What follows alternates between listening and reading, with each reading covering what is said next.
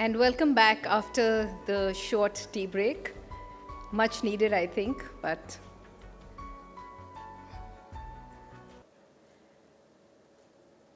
ladies and gentlemen, please welcome our next keynote speaker, Ms. Manjaree Chowdhary, the first woman general counsel at Maruti Suzuki, India.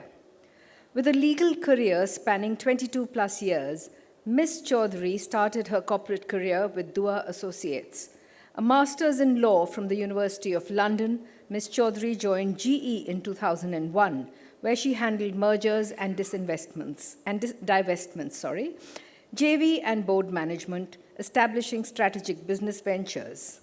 She has led significant industry initiatives, notably a voluntary code of ethics adopted by NAT Health, the National Health Federation of India. Recognized by the Indian Corporate Counsel Association in its first edition of Trailblazers, India's finest in-house counsels, she has featured in India Top 100 Powerful Women in Law. In 2017, awarded the Outstanding Woman Leadership Achievement Award at the CXO and General Counsel Leadership Summit, and Excellence Awards in February 2018. Ms. Chowdhary will speak on GC, the first go-to person of the CEO. Please welcome Ms. Chowdhary with a loud round of applause. Welcome, ma'am.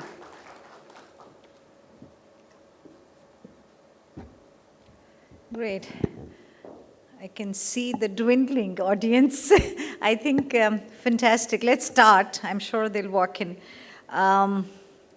Thank you. If Anuj is here, I think he's still outside. But I just wanted to thank him for inviting me over to talk on a topic. I was to be part of another panel discussion, but I kind of have some commitments later in the day for which I have to leave. But a pleasure to be here. I think this is the first session, and I'm completely honored to be amongst such stalwarts of the auto and the legal industry. I thought the topic allotted to me was GC to be the go-to person for the CEO. So just give me a second. I'm trying to pull through a presentation.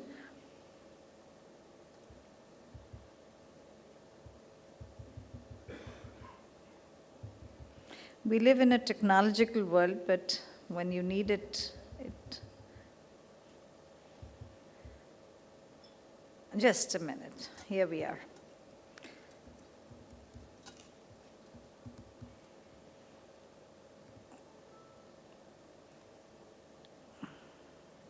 Right. Is it going through?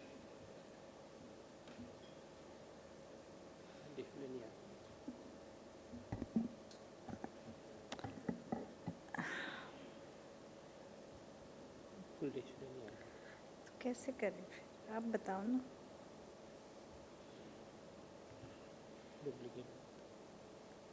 Yeah, there we go. So here's what I'm going to take off from where my friend and colleague, Dr. Akhil, actually started the day. He talked about the New Age Council.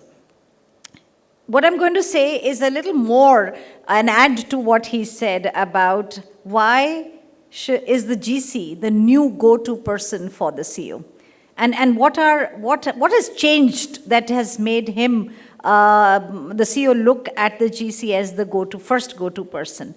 For that, I thought it might be interesting if we could go back to see what the traditional counsel looked like. So, if you go 2 decades earlier from now, the whole concept of who a legal counsel would be in the company, or just the face of the legal counsel, was very, very different to my mind. And what was he? Some of the key attributes. He had legal pedigree. Obviously, he being a legal person had to know the law. He had strong expertise. He had knowledge of all the applicable laws. He had an understanding of litigation and court process. Most lawyers, until corporate law came in, were thought to be, if you didn't go to the court, you weren't a lawyer. So that was the whole concept of being a counsel. He had to have negotiation skills. And also, there was a lack of diversity. You hardly found women in the profession, so it was rather the male-dominated area. What was the organizational support a legal counsel was expected to give, say, 2 decades earlier? He was not a part of the top management. Usually you go back, you will see that the legal function was always made a part of the finance. So you always reported into the CFO. And many of you would agree with me. Things have changed since multinationals have cropped in, and this whole concept of independence to the legal function that has come into being. There was hardly an expectation for you to be business savvy. There was hardly any expectation. You were hired to be a legal counsel, so stick to that, and we come to you when we need you. And that is the next point. Advice sought on legal issues, usually when the problem has occurred. So it was more reactive, that, okay, we have a problem now, कि जाके legal से पूछो भाई इसका क्या करना है, that used to be the thing. No focus on business partnership, hardly. You're not expected to sit on business meetings, not expected to opine on any of that. You are given a job, you have a mandate, a scope, and please restrict yourself to that. And the primary focus was making sure that you kept the company in compliance with statutory laws, and you managed litigation that came up with it. Anyone sitting here has different thoughts from what I thought about 15, 20 years ago life was. For the companies were there even earlier. There used to be a legal cell. There used to be somebody sitting there manning it. The way we see the emergence of the role of a general counsel or the lead legal counsel in corporates and companies today is vastly different from what it used to be about 2 decades earlier. So he was a pure company guardian. So what has changed? The new age counsel, as Dr. Prasad was talking about in the morning, has to be more than just a lawyer. It was not just a pure legal piece, but much more than that. And the focus has certainly shifted to more effectiveness and the impact that you create in the organization, as opposed to just keeping the company compliant. That, we'll come to that, and and we'll talk about the fact that that's now a given. So this is the differentiating factor which has come about in the last 15, 20 years, where legal counsels are now expected to bring in more value to the table, are expected to create a greater impact, not just be a pure legalist. So if we come to the topic that why would the CEO want to go to the general counsel as the first person to go to? So what are the expectations that a new age CEO has, or a modern corporation CEO has, of his or her general counsel? Couple of things that came to my mind. I think unquestionable integrity. That is what you have to have, professional, personal.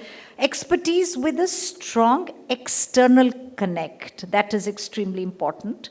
Significant business and life experience. You need to know the business as opposed to just knowing the law. Clarity and analytical ability to move the spectrum from the strategic to the tactical. Very clear-eyed about professional judgments, having clarity of thought. Raise reputational concerns and potential legal and business issues. Have a very strong commercial legal balance when you give advice to the company. Be observant, be collaborative, and be credible. So there is a whole new list of growing expectations from what a general counsel is now expected to be. Now, with this background, let us now see, I just thought I'll say that what is it that makes a GC today, or what is it that the GC should bring to the table today to be the first go-to person for the CEO? And a few things come to mind which actually emanate from the expectations. Expertise is hygiene. Anyone who goes at the level of a general counsel is expected to know his or her subject. That is hygiene. business savviness becomes a must. So you need to understand the business. So the first thing, and I like to, intersperse this discussion with a lot of examples from my own, journey as a general counsel. Even when I was with General Electric, just moving different businesses in GE was like going to a new company. And now coming into Maruti, you have to. I think I've spent the first 6 to 9 months, and there's no ending to the learning, because it should not end. It's always an evolving process. The first thing you have to do is to understand the business. I mean, you are expected to. What could be terribly different in doing a contract in power or healthcare and then doing a contract in the automotive sector? Not much. The principles remain pretty much the same. It's just the business aspect that you need to bring into your thinking when you write contracts for a different industry. So if you don't understand the auto industry and see how it works, what's important and what's not so important, what are the different nuances, where will the risk arise? That becomes a critical factor in terms of your capabilities as a general counsel. You are part of top management, and you are equated with the CFO or the chief marketing officer and other top senior leaders. So you have a seat at the table, and now you need to respect that seat at the table. And that only happens when you bring in value. And that value will not be pure legal making a pure legal addition. It has to be in trying to understand what is the strategy of the business? What are the key strategic imperatives that the company is looking at? We just had a discussion a little while ago. I mean, here was a group of legal people or industry experts who are sitting and espousing not only on the legal regulations for the industry, but they're talking what is important in the business. Regulations come which are generated by the business need. So you have to become very important, conversant with that. You bring much more to the table. So your scope, by providing just pure legal advice, actually, that's a given, now extends to being connectors with the industry or being connectors with the regulatory bodies. So you have to, not that when the law has been formed and it has come, so you interpret it and tell the company what are your do's and don'ts going forward. You have to take the initiative and become a thought leader and take yourself outside of your domain of just pure legal and go be part of forums, try and influence policy and try and influence regulations in a way where it becomes a win for everybody concerned in the industry. There's a whole new gamut of ethics and risk. This was not the case earlier. Today, I always say that somebody who's a great compliance leader has better career prospects than any one of us put together. The life has changed. In the last 10 years, you will see we have had the world, it all began with Enron, and then kind of that was overseas, so we all looked at it with awe and said, oh, things can go bad like this. Believe me, the question at that time asked was, where were the lawyers? And then it came, in the last 10 years, it walked into India in the form of Satyam. And I need not say more, because the Companies Act got changed because of that. It has become far more stringent. And in the recent past, you have just seen a plethora of such things which are going wrong with corporates. And the enforcement.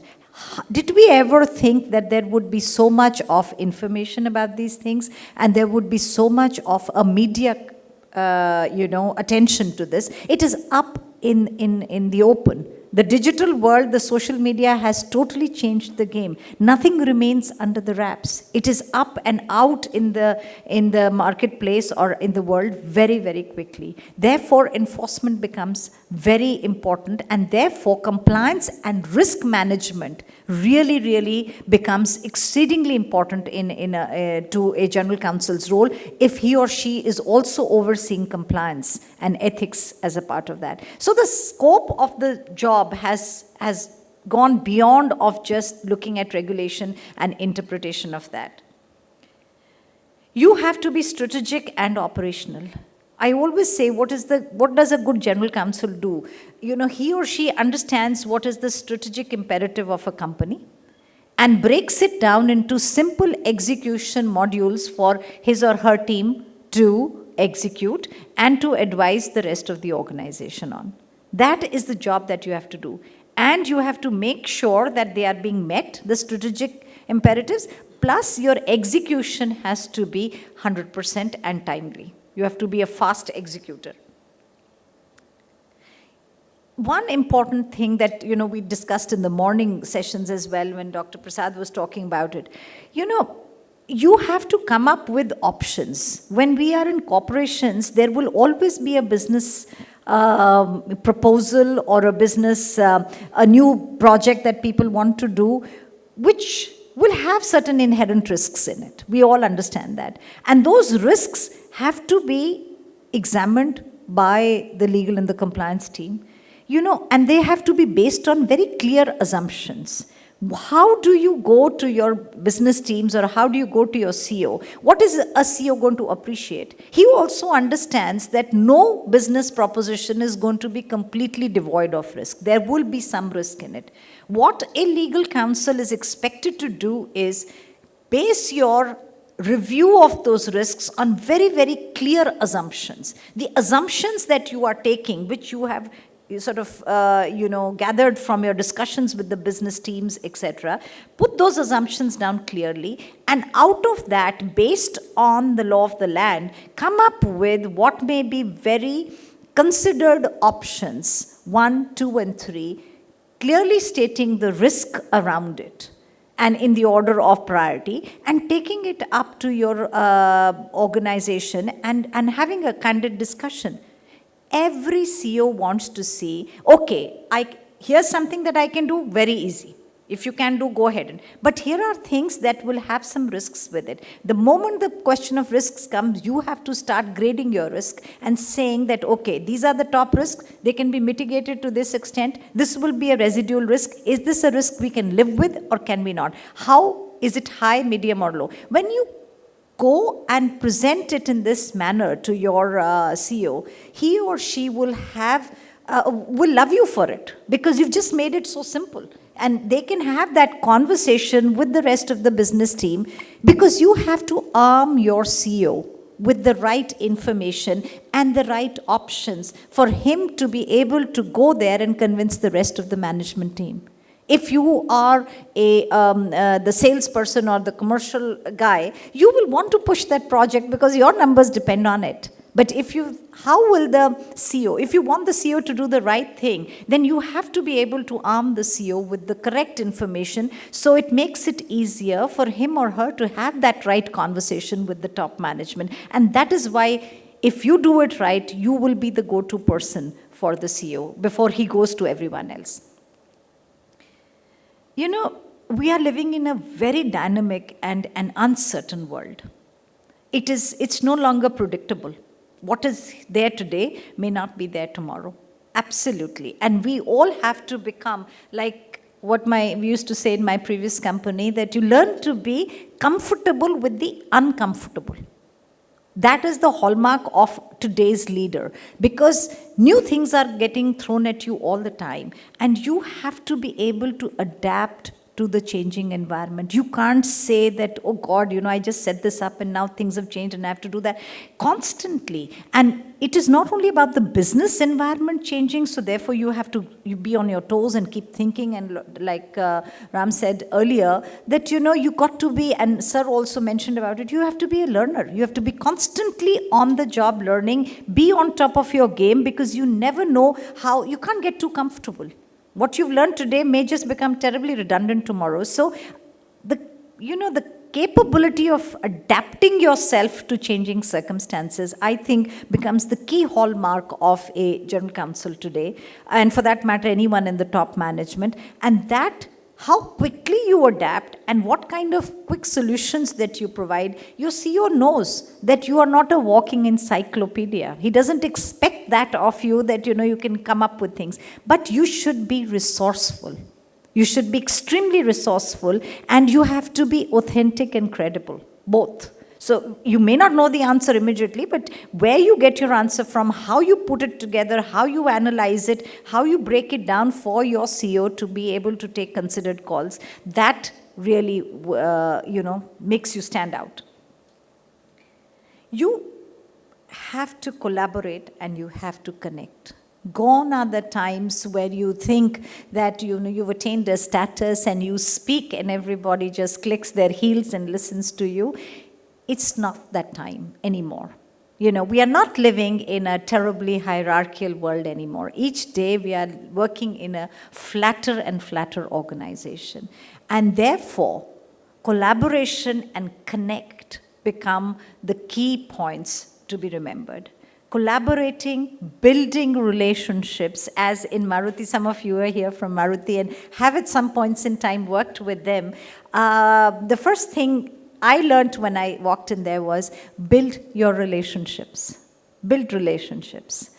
So unless hum rishton mein rehte hain, if you've that was if you got the Maruti ringtone on your thing, that's how we talk about it. So building relationships is nothing but emanating from the fact that understand the business and they kind of feed into each other. So if you build relationships, those are the people who will teach you the business. And if you know the business, you are better armed to understand the risk around it and therefore better armed to inform your top management and your CEO better. Connect even at the top level, middle level, and with your teams. Most important, and we'll talk about the fact that a GC is looked upon by the CEO not only as somebody who's a trusted advisor, but as a person who's going to build great teams and who's going to ensure that at any point in time, at any stage in the organizational hierarchy, you're well protected. So even when you are dealing with your younger team members, we live in a world of millennials, and you just can't tell them the GC is saying, please do this, and the guy will shut his eyes and go ahead and do it. He will not. And that's the new reality we all have to live with. I can always say that, when I was of his age, I didn't think twice, before doing something that my manager asked me to do. The kids these days do not do it. So you have to have rational answers for people. You have to have logic behind it and, be able to connect with them. You have to get work out of your team. So connect becomes a very important aspect. This was internal connect. I will, expand the argument and say, take it outside. Today we are all sitting here, we are connecting, we are collaborating. Similarly, industry platforms, industry forums, elsewhere, other groups that you connect with, other like-minded GCs or in the similar comparable companies that are working in, you have to benchmark all the time and you have to be relevant all the time. Be proactive than reactive. You got to not only think big, you got to think broad, and you have to have a long-term vision. Usually, people like to see the problem at hand and then, find a solution to it. That is your job. But as good GCs, you have to begin to understand the risk when there is no fire around. Try and understand your risk when there's no fire around, and then try and see what you are going to be able to, how you're going to be able to manage that, and think long term. And be proactive and put in certain processes in place which will save the organization or insulate an organization as you move into things, into changing times. That's one thing that your CEO is going to love you about. There's a huge list, but let me go through that very quickly. I personally always feel that a good leader has to be able to have the persona or build a gravitas, as we call it, a personality or a gravitas or a credibility to be able to stand his or her own in the top management, in the board. And with that comes with all of these things that we've just talked about. If you kind of roll that into one, you tend to have that. You got to be credible, and credibility comes that you continue to add value and your solutions actually have held good. So it always comes that, by the proof of the pudding is in the eating. A very important thing is that you have to dispel the stereotype It was always thought that legal के पास काम ले गए तो वहीं रुक जाएगा, फिर वो 10 सवाल करेंगे, फिर आगे ही नहीं चलेगा, बैठे रहेंगे उसको लेकर. I mean, these are things even, and I've tried to do this in my previous organization, and ever since I've joined Maruti, at least with my hand on my heart, I can say this is one thing I continue to tell my team, that we have to answer people fast. Try and understand things fast. Don't keep on ping-ponging on the email, but kind of, walk up to people and say that, look, let's have a conversation and get the matter resolved. So that's, you have to change what the image of a typical legal counsel is. And you have to be able to challenge status quo. That's the toughest thing. It's so easy to be, go with the flow, as they say. It's important to do that also, but you are the custodian, you are the conscious keeper of the organization, and therefore your CEO is looking for you to take that tough call and to be able to stand up and challenge status quo. But mere challenging will not help. When you challenge, you need to find the right solutions, and those should be the ones that can be practical, that those can be implemented, and those are credible solutions. Another thing, Dr. Prasad mentioned it, learn to talk the language of the business. Do not keep yourself embroiled only in legalese. That is when you are reading the book or the law. That's between you and the book. And you should keep it to that, but especially when we deal with our external counsels as well. So you will see that oftentimes, and today, we had people talking about the fact that he's been in a different organization. He was a general counsel, and he's come back to private practice. He appreciates the role of a general counsel far more, or the challenges faced by the general counsel, simply because you cannot put a memo in front of your top management. That is for you to understand and look at. You can't say, you're not a paper pusher anymore. And that is why you are the go-to person. You got to assimilate the law. You've got to assimilate any memo you've received from an external counsel. You've got to distill it into the top 5 bullet points and tell your CEO, here are the issues. Here's what we think we can do, and here's going to be the risk, and this is how we are going to go about mitigating it. That's all he needs to know. The rest is up to you, and he trusts you with that. But you got to be knowing the law. You need to have the right expertise. You need to work hard at understanding what you need to do. And don't forget, in corporates, your word is taken as gospel truth.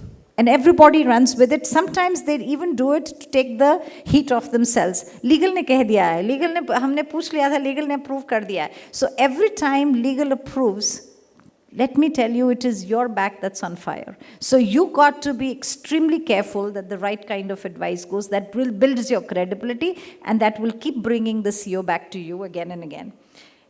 Always be humble. Always be humble. You got to, even if you know everything, you still got to be humble. You've got to be observant all the time. One of my general counsel of GE Global, and he used to come to India quite often, he would always say, he says, I want all the general counsels, are you guys looking behind the door? He would call it, looking behind the door. What is in front of you, anyone can see. But as good GCs, you have to see what others cannot see. And think long-term about those aspects that can come later and impact the organization. And you always have to be relevant. Today we are here because we all want to be relevant, right? So that's the hallmark of a good GC. And ultimately, it is all about keeping that balance between helping your organization drive high performance with high integrity. It's very difficult to balance this equation. And it's not a mere thing to write and say. It is something to be lived every day. And when you live it, you will realize it's a tough job to do. And it's the tough people who make themselves credible, and therefore, the impact on the CEO is going to be that much more. Turns you into a trusted partner. And that is what we all say. Are you a pure legal person, or are you a business partner and a trusted advisor to the CEO? Why should he go to some Why can't he just go to the law firm and get the answer? You are that connect. And it is up to you to make sure he doesn't go directly there, but comes to you first, because you are the kind of person who will give him all these things that he's looking for to make you a business partner, effective business partner at the end of the day, and create that impact. And I'd leave you with one thing, which is I think is very important. In this whole process about being the go-to person for the CEO, don't ever forget that your client is the company. Your client is not the not the CEO, or a director, or any other senior management employee, or anyone else. It is the company that you work for. It is the company's brand, reputation, and protecting the company from any kind of harm. That is what is your core job, and that you should never lose sight of in trying to become the go-to person for the CEO. And with that, I can take a few questions. Thank you. Thank you.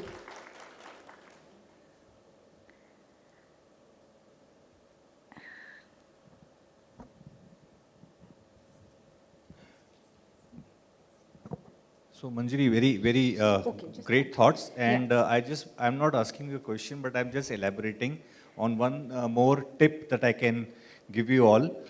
So when I joined my current company 5 years ago, it had very senior people in the organization, mostly from armed forces. And then we were trying to hire more younger talent in the organization. So it became very hierarchical, very senior guys, very junior guys. And these junior people, youngsters, they came from very vibrant organizations, the IT companies that we have today. So the biggest challenge we had in our Delhi office, what Manjaree said, to cut the hierarchy. So and then, here was the general counsel who had to follow the law that somebody cannot spend more than half an hour on lunch, and you have to fill in your timesheets. So youngsters were getting a little depressed. So one of the solutions we found in our organization was, General Counsel took that lead, that every Friday, it's going to be a jeans day. We have to go out, all of us together, irrespective of the hierarchy, and we have to have a meal on every Friday together. So that tradition continues for 5 years, and the result that we have seen is the organization has become more productive. Yeah. So junior, senior concept has gone. It's gone away, yes. You have to work together, and that breaking the ice is very important. So that's what, as a GC. Thank you. That was a very good comment, and just kind of adds to what we've just talked about. Any other thoughts? Because I've been told we are running very short of time. I'm more than happy to have a conversation over lunch, but thank you for your patience. Appreciate a great audience. Thank you. Thank you so much, ma'am, for that very succinctly put together set of thoughts about what makes a good GC. And now I would like to invite Ms. Garima Sani, partner, Sai Krishna Associates, and Mr. Anuj Guglani to please come and felicitate Ms. Chowdhary.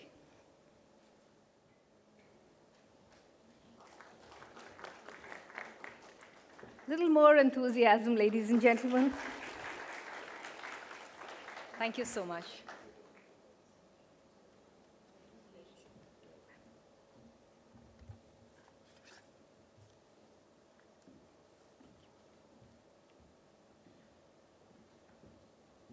Thank you, ma'am. Thank you, Anuj.